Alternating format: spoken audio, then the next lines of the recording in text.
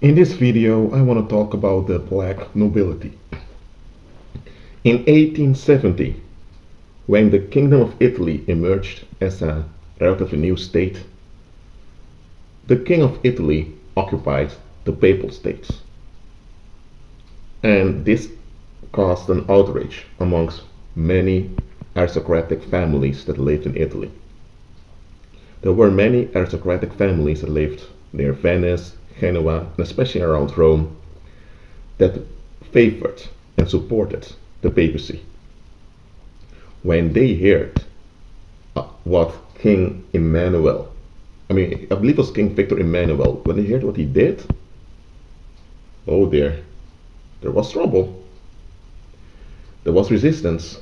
Eventually, in the 1920s, a peace treaty was signed between the papacy and the Kingdom of Italy.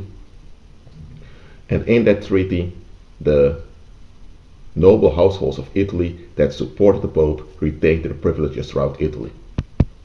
Now, some claim that over time many of those privileges vanished, including freedom from certain taxes. But despite that, those families are called the Black Nobility. But the term Black Nobility doesn't come just because they supported the Pope then. Because those Italian aristocratic families, their ancestors also supported the papacy. Where did those black nobility folks come from? You have to go back to the foundation of the Roman Empire. When Emperor Augustus established the Roman Principate, there were Edomites. Edomites are, you would say, the brother ethnicity of the Israelites. The Edomites descend from Esau. You had Edomites that moved to Italy, and they joined the Roman administration. Those Edomites married slaves from Central Asia. You had small Greek kingdoms in Central Asia at the time. Those were the leftovers of the time that Alexander of Macedonia conquered the world. And there was slave trade. There were many slaves transported all over the world to Italy. So Edomites procreated with women from the Turkish tribes. Not the Turks, but the Turkish tribes. There's a big difference between the two. So the breed that came forth out of these unions were called the Phoenicians. And they settled in the north of Italy near the Alpine region. And later Rome gave them their own district called Venetia. But Venetia was combined with Istria, another region. And those Phoenicians, they supported Rome. They supported the emperor.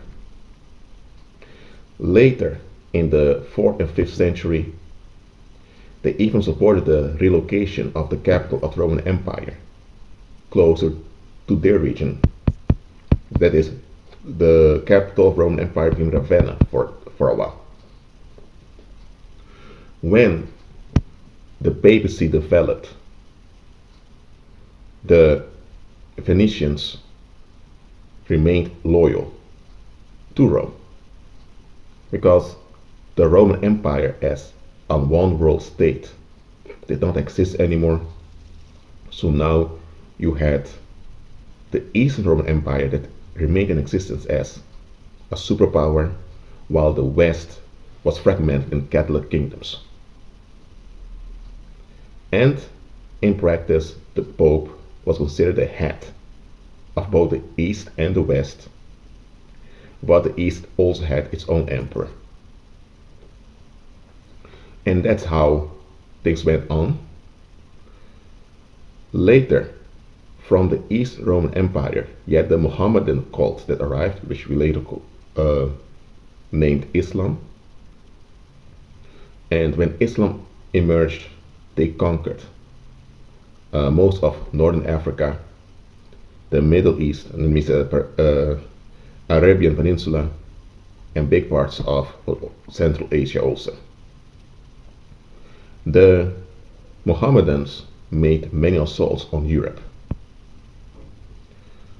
But what happened was that the Phoenicians, together with the other Edomite descent nobles in Italy, they became the middlemen between the Islamic world and what you can consider the West. Their trade, you can see it as a black market because officially no country traded with the Caliphate. Because remember, they had Europe was under constant siege, to say it mildly. And the economy in Europe collapsed, and many people had to live near castles. That's why many castles were built, were constructed back then. You had the Roman descendants. You had Roman soldiers that during the time of the Roman Empire they migrated to Nericus, which later was renamed Norwegia. Today we call it Norway. Those Romans, let me just call them Romans because they're descendants from Roman soldiers of the Alpine region and out of the Rhine region, and they held their strong connection to Rome over time. Throughout generations, their sons would move to the Roman Empire and serve in the Roman military. The time that Islam emerged was a time that those, I would say, Scandinavian Romans, they were infuriated that the heritage of their forefathers was being destroyed by that Mohammedan cult. That's how they saw it. So they organized themselves in their own cult called the Vikings, and they established an alternative economy. Because the economy of the Mediterranean became dominated by the Mohammedans, or by the Islamic rulers. And yet the Phoenicians that supported the Pope, that supported Rome, they became the middlemen between Europe and the Caliphate. But because the Vikings didn't want anything to do with the Phoenicians nor with the papacy, they designed their own trade. They designed their own trade networks, which they expanded towards Central Asia, towards the Mediterranean, also to North America. And Norway became a kind of a regional superpower back then. But eventually, the Viking era ended because it couldn't be sustained over time. And the Phoenicians, and together with the papacy, they maintained a big hold on the European population. Not only Europe, but you get what I'm saying here. The Phoenicians, after a while, were also called the Guelphs, or Neri Guelphs. Neri Guelphs, which means black nobility, the black nobles. They kept supporting the Pope because there was a time that German kings wanted to get rid of the papacy, but they kept supporting the Pope. And there were many wars fought about this, and eventually the noble households that supported the papacy, they won. Why did they win? Also because they financed the exploration of the Americas by the Spaniards. Because Spain, as a union of countries, was bankrupt. Where did Spain get the money? From the papacy. And who provided the finances? The Venetians or Guelphs, or let me just call them black nobility. They provided it. The black nobility also was associated with the Jesuits. So the Black Nobility, together with the Jesuits, they launched many missions into the Americas. There was another portion of the Edomites that mixed with Turkish folks, but they didn't remain in Italy. Now I'm going back a bit in history. In ancient times, some of the Edomites had mixed with the Turkish slaves. The slaves from the Turkish tribes. They settled in what they call Ukraine, and they were called the Khazars. Now, the Khazars, together with the Phoenicians, they remained, I want to say in good contact, but they knew of each other, they were related, and those families, they ran the banking system and the finances of the European kingdoms, and also of the enterprises in the New World, in the Spanish Empire. And it's these families that are behind the transatlantic slave trade. Because these families, they worship Apollo, they worship the beast. They are the stakeholders of the beast system. So that's how it went throughout history, that the black nobility maintained power on the human population by getting hold of the finances of communities. They couldn't get a hold on the human population directly. That was physically impossible. They did it on behalf of Apollo, who is their king. They did it through control of finances, or basically by manipulation of finances. And in the 19th century, they financed many revolutions throughout Europe, and many central banks were established.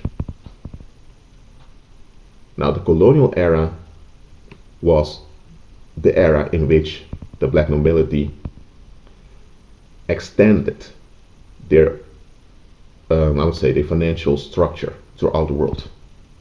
And in the 19th century, this was solidified by the renovation of the world's politics. In the world, you had serf states with actually a feudal system that was overthrown and replaced with nation states. And in nation states, there was a central authority required for the finances. And the black nobility is behind those central institutions that regulate the finances. They don't control the finances in the absolute sense, because it also depends on the human activity and human enterprise that come up from the population, but through inflation, deflation, they manage to hijack economies. They cause many economic crises, and this serves their agenda. Today, those black nobility families, who are they? Now you have those Italian families who support the Pope, they're still there, they still have some privileges. But you also have the black nobility families that reside outside of Italy. Remember, they spread all over the world during the colonial era. How much power do they have today? It may be surprising when I say this, but they really don't have any actual power. See it like this. It's a wizard trick that they have on the human population. And I'll explain it like this. Let's say you go outside. You look at the sky during the night. If you've been conditioned based on the word, based on people that follow the Lord, you would know up there is the heavens, where the Most High is. So you feel important. But what if someone tells you the Most High does not exist? It's just empty space that you can't fathom. But there are many possibilities out there also, but you can't cross them because you're too little, you're too insignificant. What has happened here? Your stability, means your trust in the Creator, has been replaced. It has been replaced with a false hope of infinite possibilities, because there are billions, trillions of planets out there just like the Earth. But at the same time, you are belittled and humiliated because you're so small and insignificant, so you can't really benefit from any of those possibilities.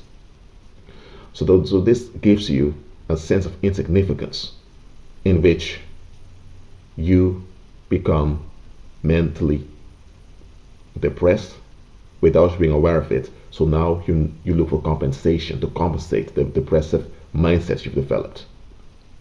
And now that you have this depressive mindset, now anything that offers you relief appears like gold, while it isn't gold. So what happened here is that people bewitched you by distorting your perception. You now see yourself as this useless, unimportant speck in this infinite emptiness that's called space. And there are many possibilities in this emptiness, but you can't benefit from it, so you feel useless. Okay? So now they've caused you to think in a fatalistic way, because you don't see yourself as someone designed in the image of the Creator. You're now a nobody that needs to become somebody. And now you want to be somebody because you have this human need for significance, which every human being has. So now those same people that brought this fatalistic thinking to you now offer you a way to become someone.